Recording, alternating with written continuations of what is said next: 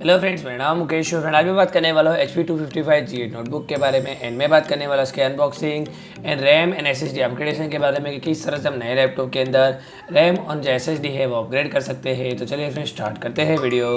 तो चलिए सबसे पहले स्टार्ट कर लेते हैं अनबॉक्सिंग। एंड काफ़ी सारे लोगों के मन में ये भी होगा कि ब्रांड न्यू लैपटॉप के अंदर अगर हम अपग्रेडेशन करते हैं तो उससे वारंटी क्या वर्ड होती है। नहीं, उससे वारंटी कोई भी वर्ड नहीं होती है। आप लैपटॉप में इजीली जो है वो कोई भी अपग्रेडेशन कर सकते हो, SSD या फिर रैम किसी भी तरह का अपग्रेडेशन जो है आप इजीली कर सकते हो।